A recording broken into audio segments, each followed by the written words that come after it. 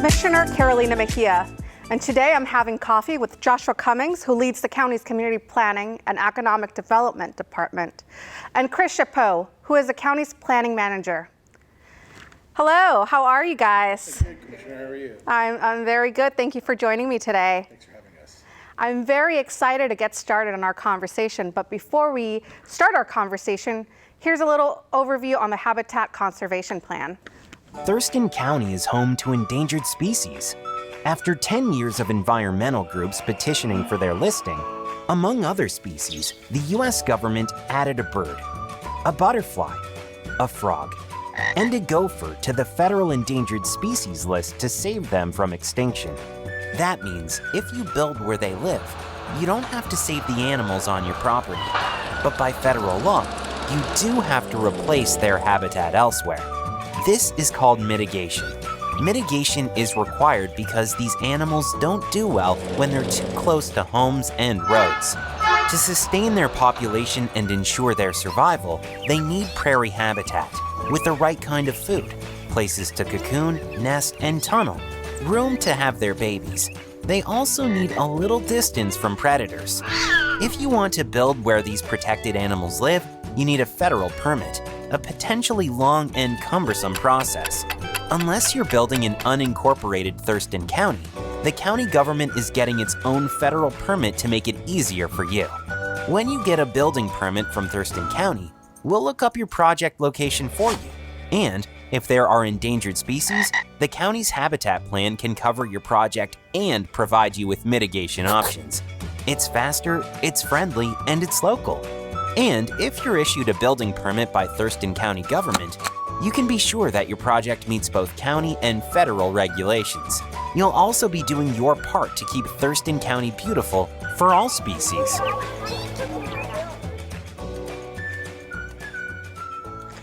Well, that was a great video. It's the first time I saw that. That's pretty great. Okay, so let's get to it. What is an incidental take permit? So the incidental take permit, the ITP, is the permit from the federal government that says that our county government will have the ability to issue permits to our residents and applicants here locally.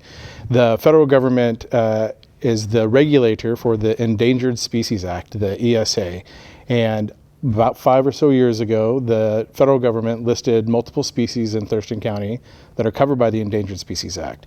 We needed to, in Thurston County, make a decision if the commissioners were going to support our residents and applicants by applying for this ITP through the Habitat Conservation Plan, or if we were going to have our residents do it on their own. The commissioners at the time first worked with the federal government to better understand what the listing was, and then made a decision to help all of our residents and applicants that have property within the service areas of the Endangered Species Act, the species within the ESA. Thank you. Can we go through the list of species, right? Because Sure. Whenever in Thurston County we talk about the HCP, gophers are the first thing that come to people's mind. But you listed several species there. Can you go through them again? So the species that are covered in the ESA through our Habitat Conservation Plan and that we've received the ITP, the incidental take permit, those are listed at different levels. And the ones that we decided here in Thurston County to cover, and I'll pass it over to Chris Chaput because she's got it right off the tip of her tongue. But it's important to remember that all of these different levels of protections are an act of balancing development within our community and protection of these species. So finding that path to balance has been really the important process. And we know that we want to continue to provide housing and businesses within Thurston County. We also know that the quality of life here is important, and that's the protection of the natural environment. So finding that balance has been important. The species that our current Habitat Conservation Plan covers is? So we cover several. The Oregon spotted frog, the Mazama pocket gopher subspecies, as well as the Taylor checker spot butterfly and the Oregon vesper sparrow. And the unique thing about our Habitat Conservation Plan is these are animals that live in these habitats. And so A lot of times people think of protecting the species as doing a count of each one of these species. It's hard to count butterflies. It's hard to count gophers underground. So what we're doing with our habitat conservation plan is looking at the places where they live and creating an environment where they can grow and build little animal families in those areas. So you mentioned a very important point, and it was in regards to balance. And keeping that balance between the environmental and the protections, but also allowing people to be able to develop their homes or businesses or property however they wish. So how does the ITP allow for that balance with the environmental side of things as well as the developing side of things? So it took us about 5 years and 4 drafts of the Habitat Conservation Plan, which outlines very specifically all of the ways that Thurston County government, our department, CPED, Community Planning and Economic Development, is going to ensure that the species are protected. And once the federal government, U.S. Fish and Wildlife Service, was satisfied that we will implement the items in our plan appropriately, they gave us the incidental take permit. So it's like a big umbrella. And they say, okay, we agree with the way that you're going to find mitigation land. We agree with the way that you're going to help applicants minimize their impact on that mitigation land. And we agree that you're going to be able to purchase new land and create these habitats.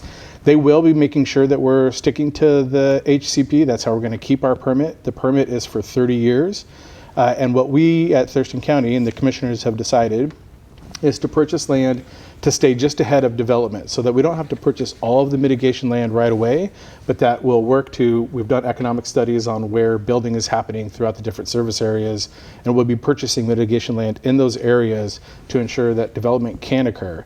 The interesting thing to always keep in mind is this will be a permit. This will add extra cost to development in Thurston County in those service areas. But the alternative was the federal government would have said in those service areas, you can't build at all. Or you can come to the federal government and you can work with us to do the same HCP kind of process for site-specific areas. It took us 5 years and 4 drafts, and we have all the resources of a county government. It would have been extremely difficult for residents to do this on their own. So while it will add cost, the alternative would have been much more difficult for our applicants. So the commissioner is making that decision to support the applicants and residents of Thurston County has been a really big deal and important to our community. Absolutely. And like I mentioned before, this has been in the works previously to, before I even got into office. It's been a very long process. Josh, how long has it been? Well, it depends on when people got onto this carousel. Some people would say that it has been 10 years when the first conversation about the listing of the species started to occur. During that period, there was conversations about whether or not it should be listed, what level it was going to be listed. Really, I think in earnest, our part of this within CPED began 5 years ago when the Board of County Commissioners at that time said, do work directly in collaboration with the U.S. federal government to find a way forward to receive the ITP. And that's when Chris and her team really got to work creating documents and all of the really deep research that it takes to ensure that we're able to meet the criteria, which, as you mentioned, we just were successful. On July 15th, U.S. Fish and Wildlife Service came to a Board of County Commissioner meeting and granted you, the commissioners, the ITP that will then begin the implementation process in January of 2023. You want to say anything more in terms of how the Habitat Conservation Plan was built and the 4th draft that was accepted technically works? Sure. So we did start in earnest about 5 years ago with the building the HCP with U.S. Fish and Wildlife. There was a lot of work that was done previous to that. There was some research and some understanding of our area that needed to be done in order to bring that into the Habitat Conservation Plan. So all told, staff has been working on this for about 10 years in order to get us to this point in time. Well, we're talking about the Habitat Conservation Plan, and we're also talking about the ITP, or the Incidental Take Permit. Please tell me how they kind of mesh together. Sure. And, what is the HCP really? And so Chris or Josh? So I'll jump in real quick, and please, Chris, jump in anytime. The Habitat Conservation Plan has been the document that we've submitted repeatedly. So that's the 4 drafts that we got to really outlining the technical aspects of how we were going to implement the program. And once the U.S. federal government was satisfied that our HCP met the requirements of the federal government, then they issued us the incidental take permit, the ITP. And that's the document that says, now you've got coverage, county, to issue permits individually to the residents and applicants of Thurston County. So HCP was the plan, Habitat Conservation Plan was the plan, and that got us to the incidental take permit. That's the permit. And the next piece is kind of this larger concept. All of these things come together, and we're still going to call it the HCP, but now it's going to be called the Habitat Conservation Program, the federally mandated Habitat Conservation Program. And within that program, the first step was getting the ITP, which we've received. The next step has been to purchase and acquire land within Thurston County service areas that allows for mitigation of the species.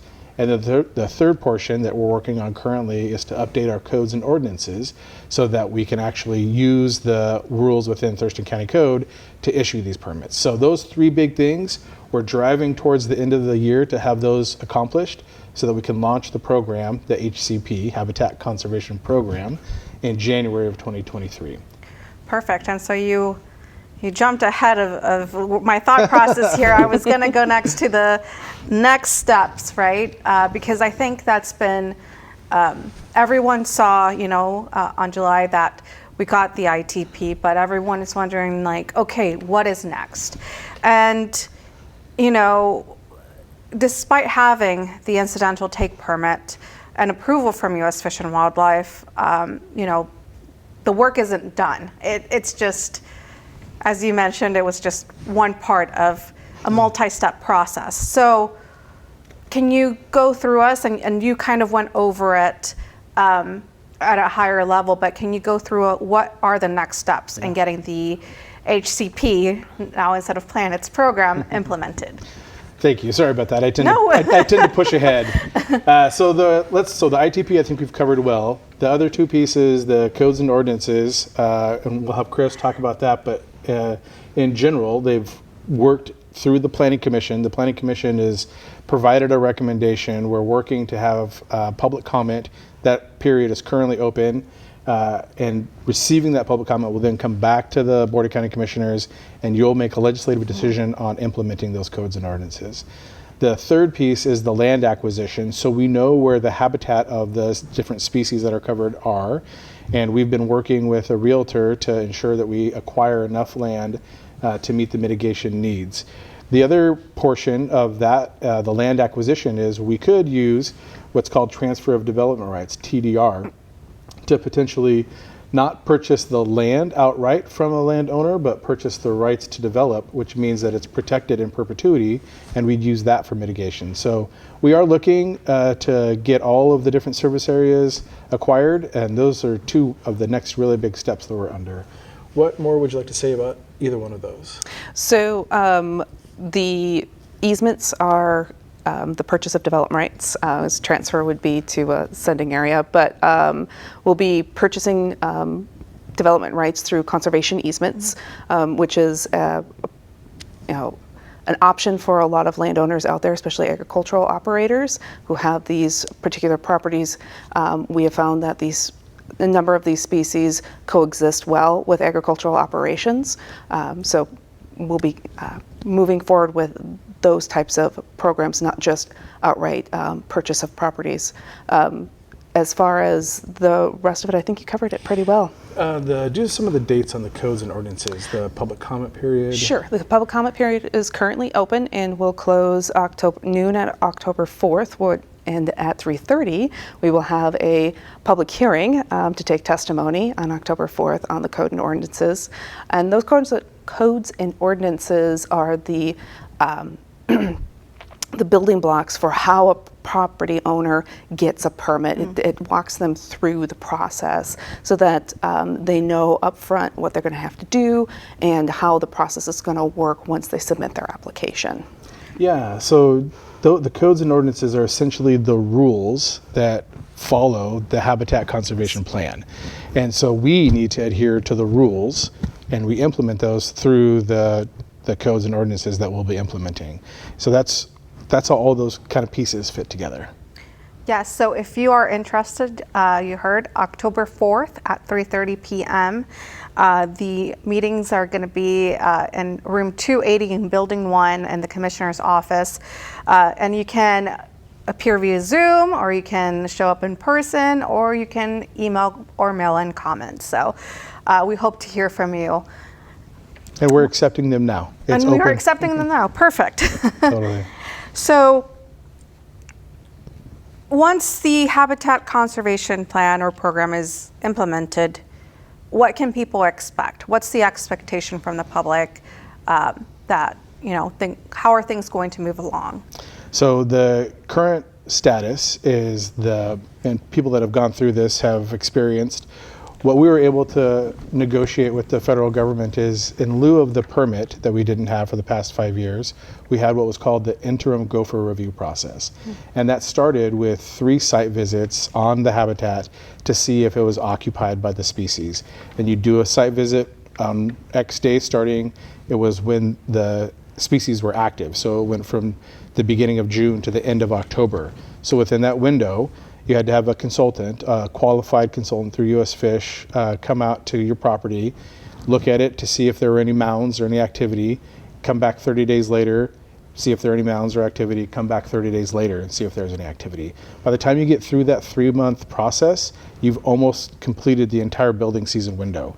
We were able to collaborate with the federal government to bring that down to just 2 site visits, which still takes a lot of time during this short window and when the weather is good enough to build here in Thurston County.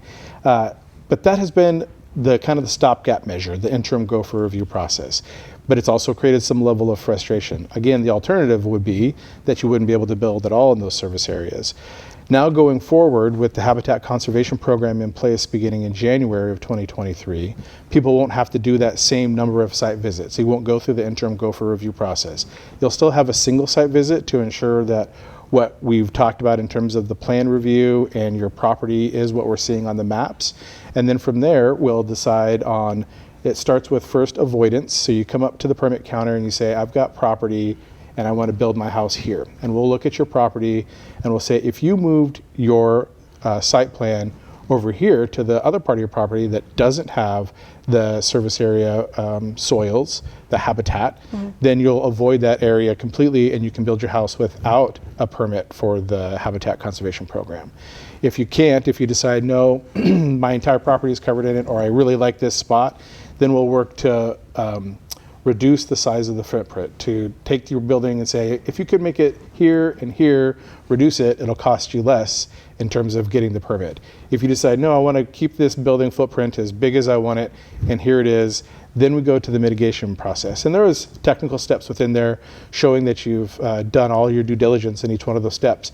But then that will determine how you receive the permit and how much it costs. And then that money will go into a bank, a fund that we'll use to purchase the mitigation land to offset the impact that you've decided on your property. So I know I'm jumping ahead again, but the costs are really determined by the applicant. The more impacted area, the larger the cost. The less impacted area, the smaller the cost. And those are decisions that you'll get to make with our help in helping you understand what potential options that you have. Thank you, Josh. Chris, now I want to ask you, because you mentioned mitigation land, right? And what areas in Thurston County are we looking for land specifically? So we are looking for land right now in the Olympia Pocket Gopher Service area, and this particular area encompasses the city of Tumwater, UGA, Little Rock area of Thurston County that is east of the Black Lake. So people know their county, that geographic area in there. And we're looking for 50-acre parcels or parcels that are immediately adjacent to known preserves so that we can build on those preserves. And moving forward, and like I said, we're not just looking for willing sellers, but we're also looking to do conservation easements. So we'll work with the property owner, the entire property, a portion of the property when it comes to conservation easements. Thank you. And who can they contact if someone listening to this is like, wait, I actually have it right here? And Right. So they can contact Evan Parker with Kidder Matthews, or they can contact myself and we can get them in touch. Perfect. Thank you so much. What's the website? ThurstonHCP.org. ThurstonHCP.org. And does that have your contact information? It does. It has a whole bunch of information on there for the public out there. Perfect.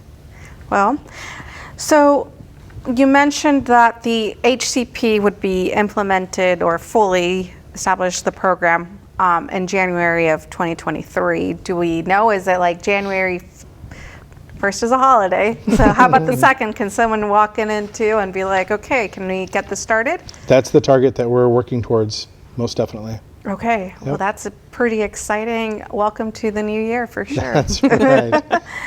So in July, U.S. Fish and Wildlife Service came to the Board of County Commissioners meeting to present the commissioners and staff with the incidental take permit and announce approval of the plan. Part of that was to recognize just how much work went into developing this habitat conservation plan.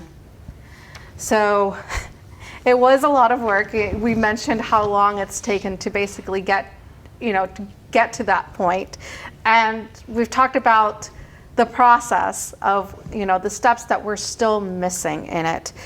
And I want to go back and talk about, what it was like partnering with U.S. Fish and Wildlife on this and getting this plan to be ultimately approved to get us through that finish line. Do you want to start out? Sure. I mean, working with the federal government is sometimes challenging, but in this case, it was a good partnership with our local field office here with U.S. Fish and Wildlife.